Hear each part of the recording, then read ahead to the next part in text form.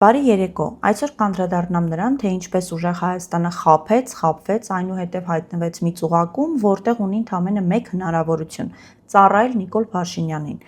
Սկսեմ ամենասկզբից, երբ ուժեղ Հայաստանը մտավ քաղաքական դաշտ, կար աննախադեպ հնարավորություն իշխանափոխություն իրականացնելու։ Ժողովրդի մոտ բավարար չափով հիասթափություն կար թե իշխանությունից, թե ընդդիմությունից, ընդդիմադիր դաշտը պառակտված էր, փաստացի եւ ուներ միավորման կարիք, ինչի ի դեպ խոստացավ ուժեղ Հայաստանը, եւ այս խոստումը նույնպես չիրականացրեց, հակառակը ել ավելի պառակտում մտցրեց ընդդիմադիր դաշտում, վնասեց նաեւ ընդդիմադիր դաշտին, կլանելով որոշ փոքր կուսակցությունների եւ փաստացի որևէ արդյունք չապահովելով։ Այս փուլում կար ժողովրդի մոտ ամեն դեպքում դրական վերաբերմունք դեպի Սամվել Կարապետյանը եւ հույս, որ նրանց միջոցով կկարողանան որևէ փոփոխություն իրականացնել։ Ուժեղ Հայաստանը ուներ աննախադեպ հնարավորություն գաղափարի շուրջ մարդկանց համախմբելու, ինչը չարեց։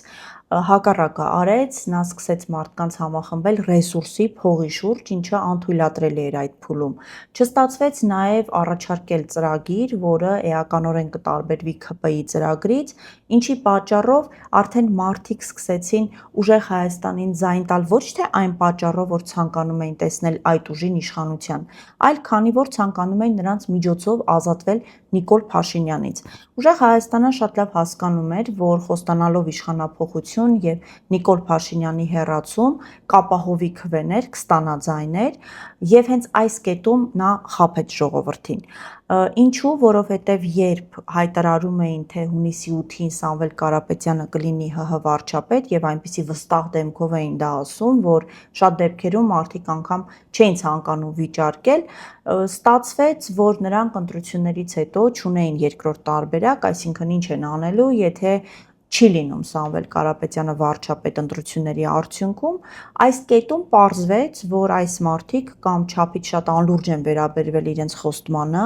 ինչը նորից խաբել է, կամ ի սկզբանե իմացել են, որ չեն գնում իշխանափոխություն իրականացնելու եւ նրանք կարիք էլ չունեին պլան B, այսպես ասած, ունենալու։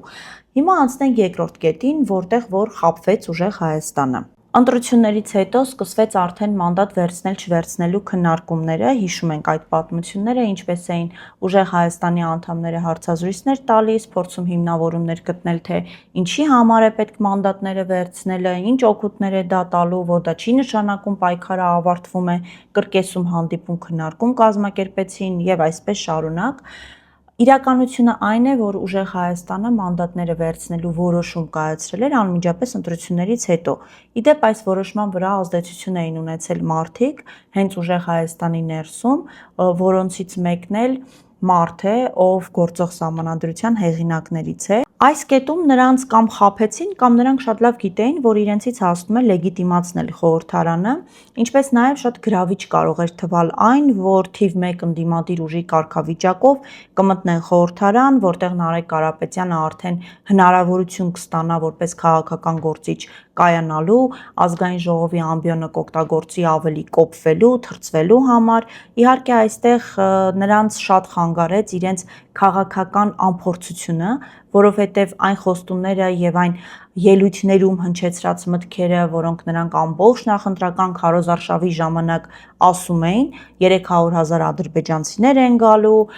օրհասական է վիճակը, Հայաստանը կործանվում է, այսինքն այս ամենի ֆոնին ակնկալել, որ մարդիկ հանգիստ կնստեն եւ կսպասեն, թե ինչպես է Նարեկ Կարապետյանը ազգային ժողովում քաղաքական գործչի փորձ ձեռք բերում, ուղղակի միամտություն էր։ Նրանց խաբեցին նաև դրսում այն նույն զանգին, որին Ռոբերտ Քոչարյանը 5 տարի սպասում էր, նրանք էլ էին սպասում, որն այդպես էլ չստացան։ Շատ տարօրինակ է, թե ինչու պետք է ստանային այն պարագայում, երբ էլի սպասող մարդիկ կան, արդեն երկար ժամանակ, թե Հայաստանի մեջ, թե Հայաստանից դուրս, սպասում են այդ զանգին, այդպես էլ չհասկանալով, որ պետք է ոչ թե զանգի սպասել, այլ վերջապես պետք է զանգ կախող դառնալ։ Խաբելու եւ խաբվելու կետերում ուժեղ Հայաստանը հիասթափեցրեց ընդդիմադիր դաշտին, նաև պառակտումներ մցրեց, որակումներ տալով բոլոր այն մարդկանց, ովքեր քննադատում էին իրեն, որպես նիկոլականներ, որպես Նիկոլի օրակարգը սպասարկողներ եւ այսպես շարունակ, արդյունքում ինչ տեղի ունեցավ,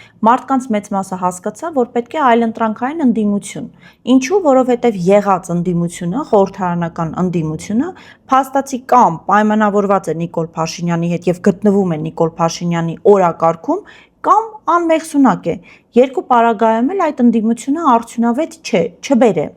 Խաբելու եւ խաբվելու փուլերից հետո ուժեղ Հայաստանը արդեն հայտնվեց ծուղակում, լեգիտիմացնելով խորհրդարանական ընտրությունները։ Այսինքն այն ընտրությունները, որոնք հենց ինքը համարում է կեղծված, մանդատները վերցնելով դարձրեց օրինական, ինչի արդյունքում խորհրդարանում ուժեղ Հայաստանը ունենալու է ընդամենը մեկ տարբերակ՝ ծառայել Նիկոլ Փաշինյանին։ Ինչու, եկեք միասին հասկանանք։ Տեսեք, երեք պարզ դարձավ, որ Նարեկ Կարապետյանի նկատմամբ հարուցված հանրային քրեական հետապնդման շրջանակներում նրան փորձելու են կալանքի տանել։ Հիմա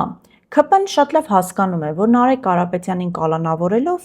հանրային process չի գեներացվելու նրա շուրջ։ Ինչու, որովհետև այս ուժը կորցրել է հասարակության վստահությունը, թե նախընտրական շրջանում, թե դրանից հետո, թե նույն Գագիկ Ծառուկյանի նկատմամբ հետապնդումների հետ կապված նրանց անգործությունից, հա, այսինքն մարդիկ չկարողացան անգամ պաշտպանել իրենց ընդդիմադիր գործընկերոջը, լինելով այս պահին թիվ 1 ընդդիմադիր ուժը եւ ինչպես իրենք են հայտարարում, որ մինչ այս Նիկոլ Փաշինյանի կառավարման օրոք չի եղել այսքան ուժեղ ընդդիմություն եւ իրենց այդ հայտարարություններն ու գործողությունները չի համապատասխանում իրար։ Եթե դու ինքդ քեզ համարում ես շատ ուժեղ ընդդիմադիր ուժ եւ չես կարողանում պաշտպանել քո ընդդիմադիր գործընկերոջը, գոնե թե ինչ-որ գործողություններ իրականացնել, որից մարդիկ կենթադրեն, որ դու միտված ես նրան պաշտպանելու։ Առաջանում է հարց, թե որքանով ես դու այլևս ուժեղ։ Նրանք նաև սպառեցին այն բոլոր վստահության կրեդիտները, որոնք ունեին, խոստանալով տարբեր բանել, չկատարելով դրանք, եւ արդյունքում ՔՊ-ն շատ լավ հասկանում է, որ այնպես չէ, որ Նարեկ Կարապետյանի կալանքը հանգեցնելու է ինչ-որ փողոցային պայքարի,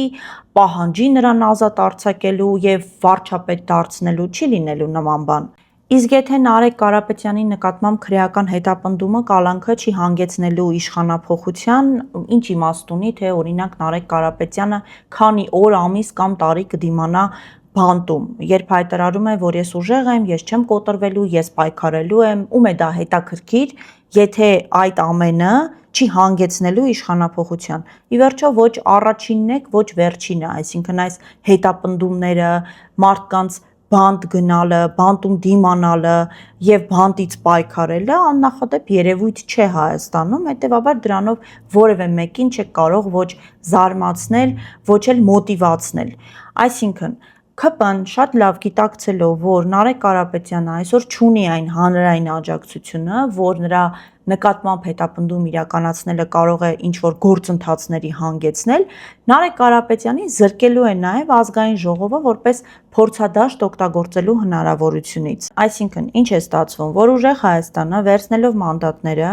չկարողացավ իրականացնել իշխանափոխություն եւ չի էլ կարողանալու, Նարեկ Կարապետյանը չի կարողանալու անգամ ազգային ժողովի ամբիոնը օգտագործել եւ որպես քաղաքական գործիչ իր կերպարը ել ավելի զարգացնել, փորձ ձեռք բերել գոնե, եւ ուժեղ Հայաստանը փաստացի այս ընտրությունների արդյունքում ուներ մեկ ֆունկցիա՝ լեգիտիմացնել ազգային ժողովը։ Իսկ արդեն հետագա գործունեությունը ուժեղ Հայաստանի, երբ առավել եւս Նարեկ Կարապետյանին կալանավորեն կամ շարունակեն նրա նկատմամբ քրեական հետապնդումը ել ավելի խորացնեն, ուժեղ Հայաստանը ստիպված է լինելու ամբողջ օրը զբաղվել Նարեկ Կարապետյանի եւ Սամվել Կարապետյանի, այսպես ասած, քրեական գործերի սպասարկմամբ։ Եվ ուժեղ Հայաստանի ֆոնին Հայաստան դաշինքը, որը իշխանության ֆավորիտ ընդդիմությունն է, շատ ավելի դրական լույսի ներքո է սկսելու ընկալվել որպես ընդդիմություն։ Սամվել Կարապետյանը կարծում էր, թե բիզնեսում ունեցած իր փորձը եւ իշխանության հետ պայմանավորվելը հնարավորություն կտա իրեն քայլ առ քայլ Նարեկ Կարապետյանին հասցնել վարչապետի պաշտոնին, ինչը տեղի չի ունենալու եւ Նիկոլ Փաշինյանը մինչեւ վերջ մսխելու է ուժեղ Հայաստանի եւ Սամվել Կարապետյանի ռեսուրսը եւ վերջում քցի կներեք այս բառի համար, բայց սա է հենց համարժեք բառը, քցի հենց այնպես, ինչպես ուժեղ Հայաստանը գցեց ժողովրդին խոստանալով իշխանափոխություն, բայց արդյունքում բացառապես լուծելով իր անձնական քաղաքական ամբիցիաների բավարարման հարցը։ Հետևաբար ուժեղ Հայաստանի պատմությունը ցույց կտա եւ օրինակ կլինի նրա, որ քաղաքականության մեջ միայն փող, նույնիսկ շատ փող ունենալը ամենևին բավարար չէ արդյունավետ լինելու համար։ Եվ վերջում Մաղթում եմ, որ ուժեղ Հայաստանը վերջապես դուրս գա հեքիաթների աշխարհից, որտեղ իրենց սուպեր-պուպեր մասնագետները իրենց պատմում են, թե ինչ փայլուն քաղաքական ուղով են նրանք գնում, ամեն ինչ հարթ է, ամեն ինչ մտածված է, վերջապես փորձեք տեսնել իրականությունը, դուրս եկեք այդ գեղեցիկ փայլփլուն հեքիաթներից, ընկալեք, թե ինչ է կատարվում եւ հասկացեք, թե ուր եք գնում։ Այսօր այսքանը, լավ եղեք, կհանդիպենք։